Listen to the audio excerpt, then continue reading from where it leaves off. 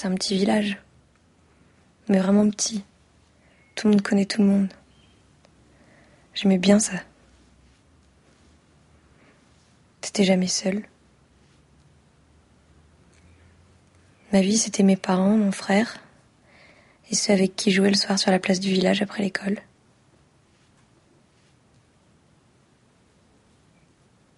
Quand j'étais petite, je trouvais que c'était le paradis.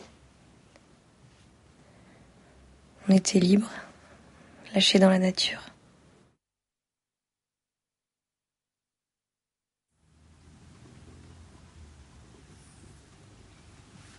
À 15 ans, j'ai commencé à me sentir enfermée un peu.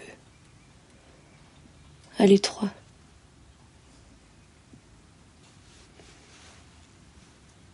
Je sentais un truc dans mon ventre qui grandissait.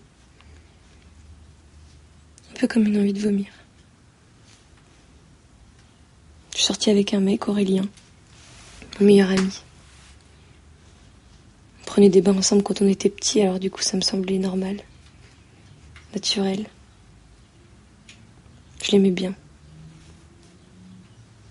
Je me disais que tout ce que je sentais de bizarre chez moi, ça allait disparaître avec lui. On a couché ensemble. J'ai pas trop aimé ça. Je me disais que c'était normal, tu vois, la première fois. Puis on parlait beaucoup. Alors je lui ai dit que j'étais troublée par des filles. Surtout par une fille, en fait. Et lui, il était super compréhensif. Il me disait que c'était normal, il me poussait à aller au bout de ce désir-là. Au début, ça m'a fait du bien qu'il l'accepte. Puis en fait, j'ai compris qu'il voyait surtout l'occasion d'un plan à trois. Si j'avais couché avec elle toute seule, il aurait trouvé ça dégueulasse. Je l'ai quitté. Puis il a commencé à raconter à tout le monde que j'étais bizarre et que j'étais Gwyn. Puis il y a eu un jour, c'était l'été.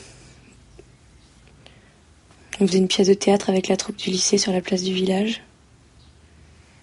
Moi j'étais la plus forte, j'avais le premier rôle. Je jouais un garçon, j'avais coupé mes cheveux très courts. Ma mère m'avait fait un super costume. Un uniforme avec une cape. Et puis là, quand j'entre en scène, j'entends la voix d'un type, un ami de mon père. Alors je le regarde, il se lève, il s'attrape l'entrejambe et il dit que quand j'y aurai goûté, ça changera tout. Qu'il fallait tomber sur le bon et toutes ces conneries. Même pas originales. Tout le monde a ri. Tout le monde. Tous ces gens avec qui j'avais grandi. Mes profs, mes amis, mon frère. J'ai regardé mes parents, ils étaient assis au premier rang. Et ils rigolaient pas à ça, non, mais ils sont restés silencieux. Ils ont regardé tout le monde se foutre de ma gueule. Ils sont restés assis comme au spectacle, sans rien dire.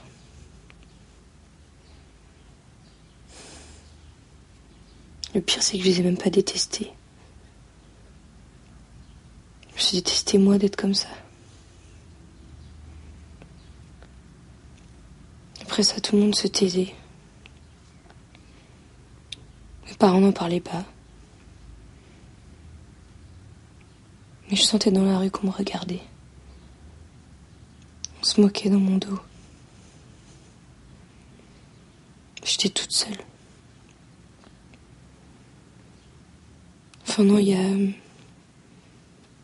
une fille qui est venue vers moi.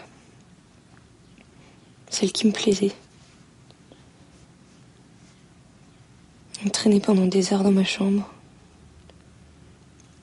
Elle me prenait la main. Elle m'allumait. On buvait jusqu'à s'endormir. Je voyais ses yeux qui brillaient quand elle me regardait. C'est ça qui me faisait tenir. me disait que c'était possible. Alors un jour, j'ai essayé de l'embrasser et elle m'a repoussée. Comme si c'était dégueulasse. Comme si elle n'y avait pas pensé.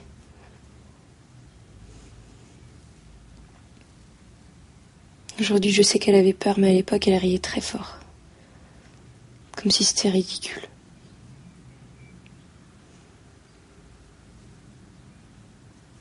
Elle aussi, elle l'a raconté à tout le monde. Après ça, mes parents avaient vraiment honte. Je le sentais. Alors je suis partie.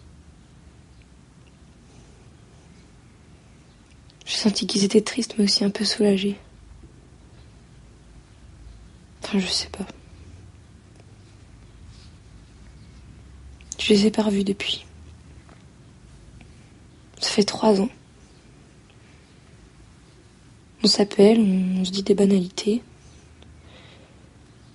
Ils posent pas de questions, surtout pas. Parce qu'ils ont peur des réponses.